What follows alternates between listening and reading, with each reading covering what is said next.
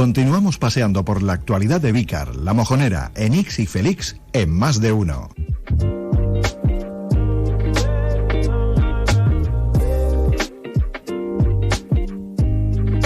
Ojeamos el libro de la historia de Roquetas, lo hacemos cada semana los martes, en esta ocasión con la ayuda de Pedro Vértiz, ingeniero de edificación y arquitecto técnico. Pedro, ¿qué tal? Buenas tardes. Hola, ¿qué tal? Muy buenas tardes. Hoy nos ocuparemos del origen de las 3 urbanizaciones turísticas que tenemos en Roquetas, la urbanización de Playa Serena, la Urba y también Aguadulce. ¿En qué años se pone en marcha todo esto? Pues mira, es muy interesante el crecimiento que hubo turístico en los años 60, en general en toda la costa española, también había en el interior, a raíz de un decreto que sacó el gobierno de la época de la creación de Centros de Interés Turístico Nacional, CIN, en el acrónimo, y que pretendían pues el desarrollo de bolsas de suelo que tuvieran un atractivo turístico con una serie de parámetros y condicionamientos urbanísticos novedosos en la época y muy adelantados a lo que luego se ha ido demostrando que se han ido construyendo cosas, ¿no?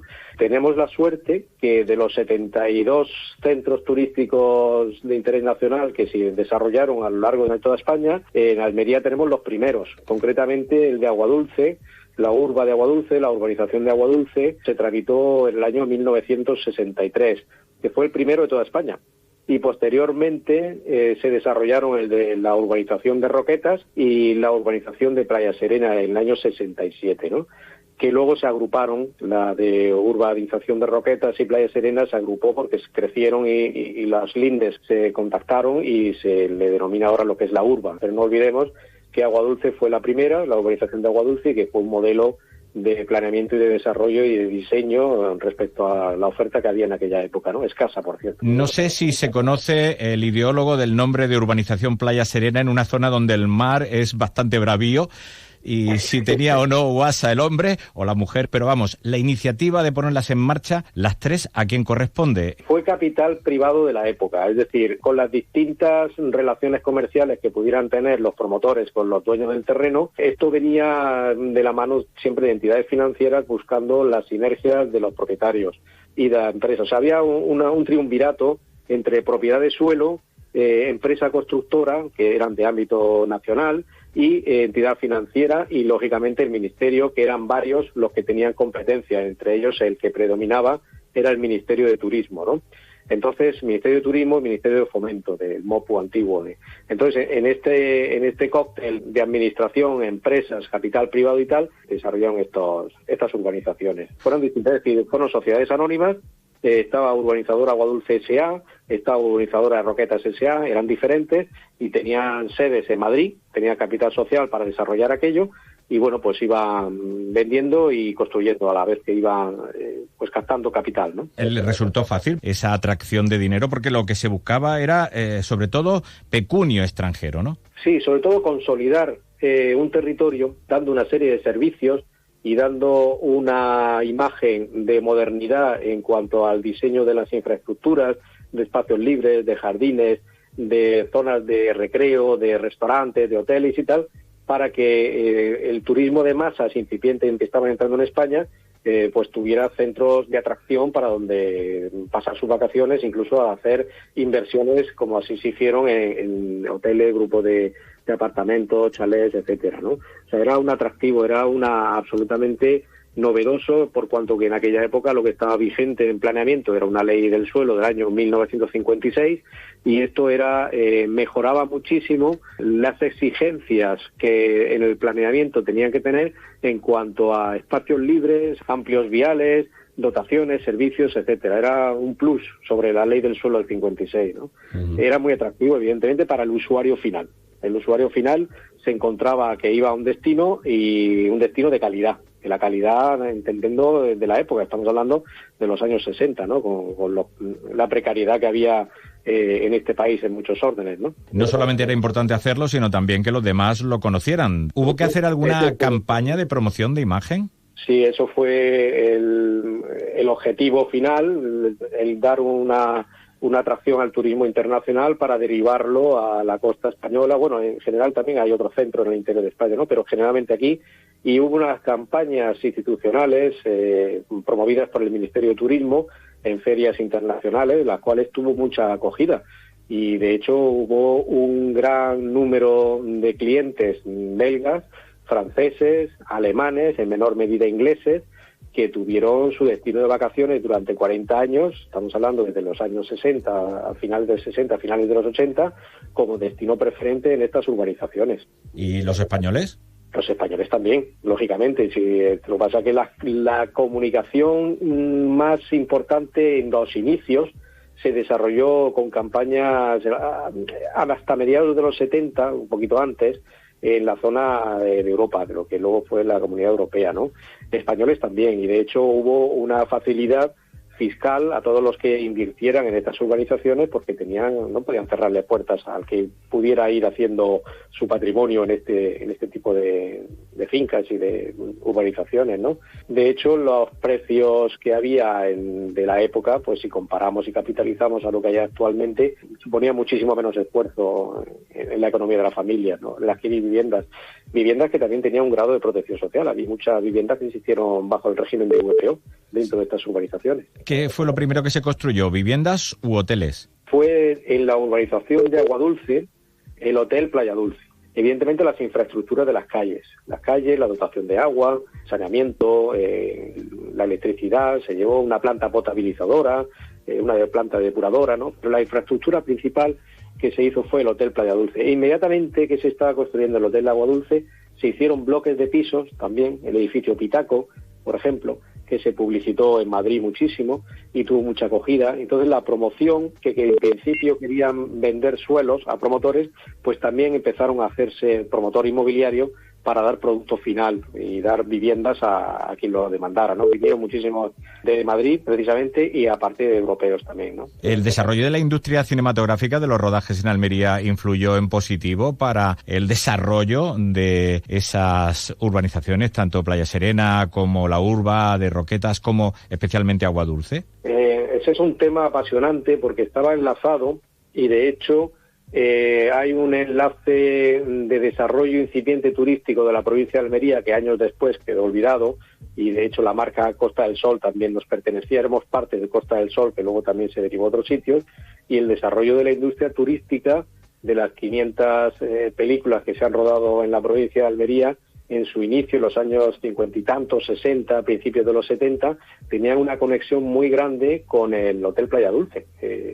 Película como Sacalo, de actores muy famosos, estuvieron allí varias semanas alojados, en fin, tenían una conexión importante. Tan importante era la industria del cine, enlazándolo con las urbanizaciones turísticas y la voluntad política de la época, que incluso el aeropuerto de Almería, las crónicas hablan que no estaban planificados, estaba planificado el de Lérida y el de Granada, y el de Almería, por influencias de los promotores de estas urbanizaciones, concretamente con la de la urbanización de Agua Dulce, pudieron derivar también recursos para que se hiciera simultáneamente el de Almería.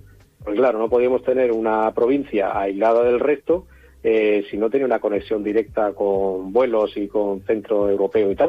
O sea que tiene una conexión muy interesante el cine, el alojamiento turístico, el aeropuerto de Almería y, bueno, evidentemente los paisajes y toda la casuística que tenemos aquí, ¿no? Es maravilloso. De hecho, si no me equivoco, estuvo por aquí Manuel Fraga, aquí en la zona de Agua Dulce y en la zona de Almería, ¿no? Porque él movió en parte también desde el cargo de ministro de Información y Turismo todo este desarrollo turístico en estas urbanizaciones, ¿no? Era muy conocido, era un conocedor de todas las urbanizaciones que se hacían en Almería, y en especial la primera, que fue la de la urbanización de Agua Dulce, que se empezaron los trámites en el año 63, que fue cuando se inició este decreto. O sea que estaba muy...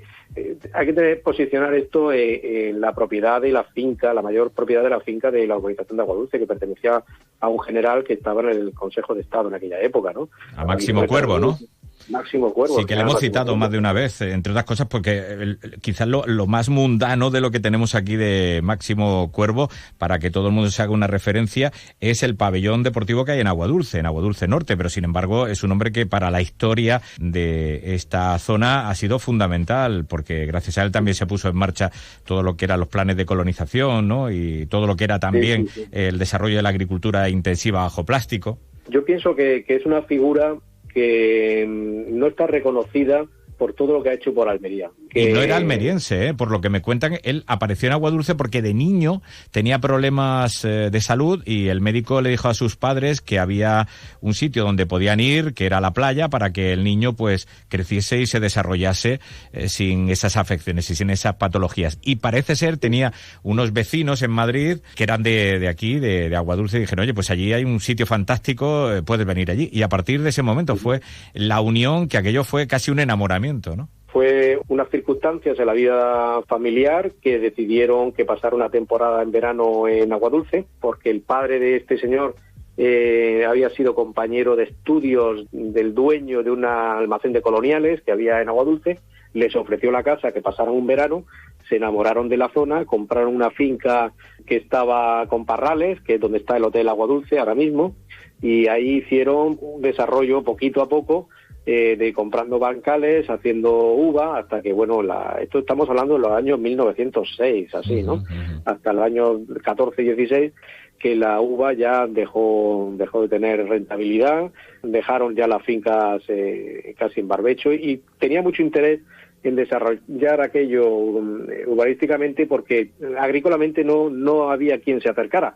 O sea que fue también una necesidad de darle salida a un patrimonio que tenía ahí paralizado y que no le veía visos, ¿no? La colonización es alucinante como vino. Si vino de casualidad también cuando este señor abre pozos allí en su finca y se da cuenta que a 26 metros hay agua cristalina y estupenda de toda la presión hidrostática de las bolsas de agua que tiene la Sierra de Gádor, y derivó también a los técnicos, a los ingenieros del Ministerio de Agricultura de la época, se los llevó a Almería, se los trajo a la zona del Poniente y empezó en el sector 1, en la zona de Parador, Aguadulce y tal, a buscar agua.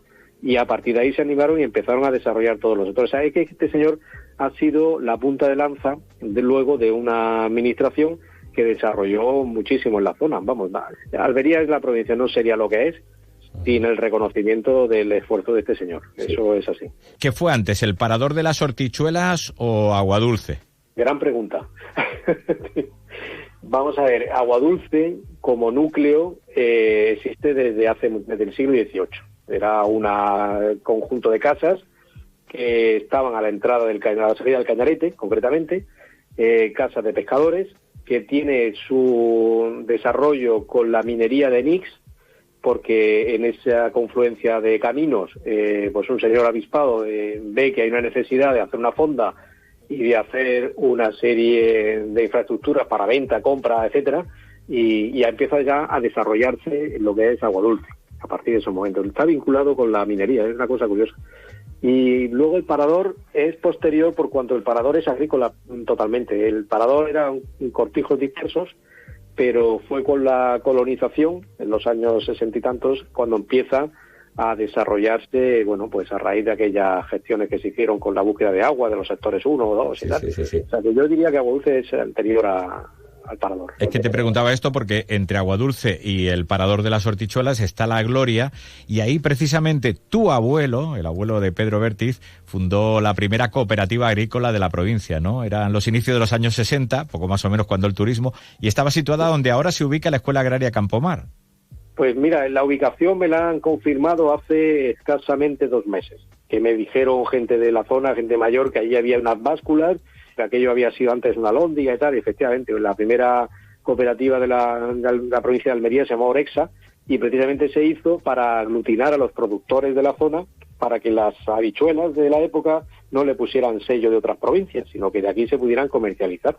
Y eso fue también pues el germen de luego el desarrollo de la agrupación comercializadora y productora, ¿no? Eso fue en el año 63, o creo, 62, o por ahí. Sí, fue en esa época en la cual la España que yo no he conocido, pues se movía en un ámbito muy tecnócrata y se estaban desarrollando proyectos de envergadura de futuro que a la prueba está que han seguido permaneciendo, ¿no?, en su esencia. Sí, pues todo tiene sus semillas y sus frutos, y en este caso hemos intentado conocer los de las 3 urbanizaciones turísticas de Roquetas, a saber, urbanización de Playa Serena, Urba de Roquetas de Mar y la de Aguadulce también, con Pedro Vértiz, que entre otras cosas hemos dicho que es ingeniero de edificación y arquitecto técnico, y por hoy también historiador aquí en Onda Cero. Pedro, un abrazo muy fuerte, muchísimas gracias. Muchísimas gracias, encantado, ha sido un placer. En lo que yo pueda difundir y transmitir todo este tipo de información, estaré encantado de compartirla con quien sea, con vosotros especialmente. Pues será un gusto tenerte, gracias.